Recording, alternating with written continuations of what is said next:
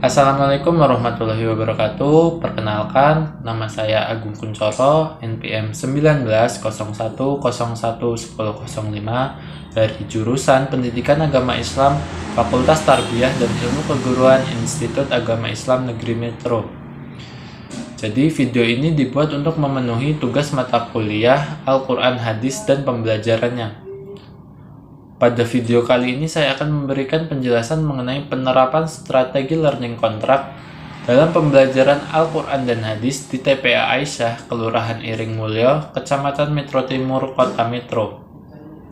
Sebelumnya, apa sih learning contract itu? Learning contract atau kontrak belajar merupakan sebuah dokumen yang dipakai untuk membantu dalam perencanaan proses pembelajaran.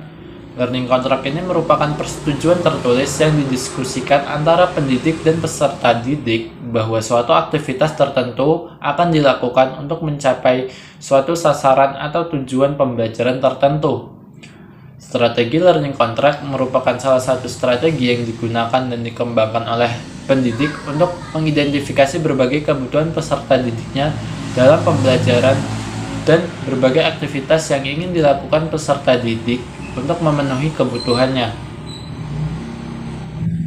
Salah satu keuntungan besar dari strategi ini adalah fleksibilitasnya.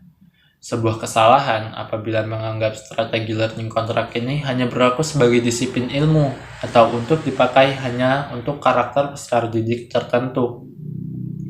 Pada dasarnya, strategi learning contract merupakan sebuah perencanaan proses. Strategi ini merupakan suatu sarana menyusun sebuah kegiatan pembelajaran yang terfokus pada peserta didik.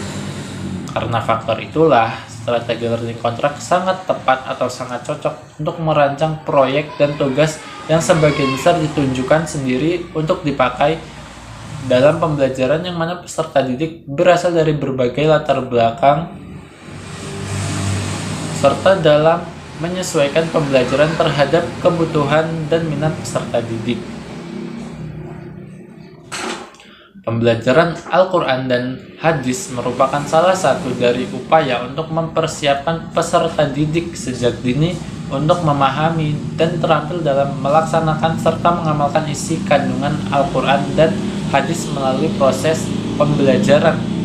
Pembelajaran Al-Quran dan Hadis di TPA Aisyah bertujuan supaya para peserta didik bisa membaca, menulis, menghafal, mengartikan, serta memahami isi kandungan Al-Quran dan Hadis di dalam kehidupan sehari-hari, sehingga dapat menjadikan para peserta didik menjadi seseorang yang beriman dan bertakwa kepada Allah. Dalam pelaksanaannya, strategi learning contract dalam pembelajaran Al-Quran dan Hadis di TPA Aisyah ini memiliki prosedur atau langkah-langkah yang harus diikuti. Langkah yang pertama adalah tetapkan kebutuhan belajar yang relevan. Di sini pendidik memerintahkan peserta didiknya untuk memilih topik yang ingin dia pelajari. Assalamualaikum warahmatullahi wabarakatuh. Waalaikumsalam warahmatullahi wabarakatuh. Baik, jadi sebelum kita memulai pelajaran pada hari ini, kakak minta adik-adik semua memilih topik pembahasan yang ingin dipelajari pada hari ini. Yang kedua, perbaiki kebutuhan belajar menjadi tujuan yang spesifik. Di sini pendidik memberikan arahan kepada peserta didik untuk memikirkan dengan cermat apa tujuan pembelajarannya. Nah, kemudian jika sudah menentukan topiknya, kakak minta adik-adik semua memikirkan dengan cermat tujuan pembelajaran yang ingin dicapai oleh adik-adik semua. Yang ketiga, menentukan apa yang akan diterapkan. Di sini pendidik meminta peserta didiknya untuk menulis kontrak belajar yang mencakup tujuan yang ingin dicapai peserta didik, pengetahuan dan keterampilan khusus yang ingin dikuasai, dan kegiatan belajar yang ingin dilakukan.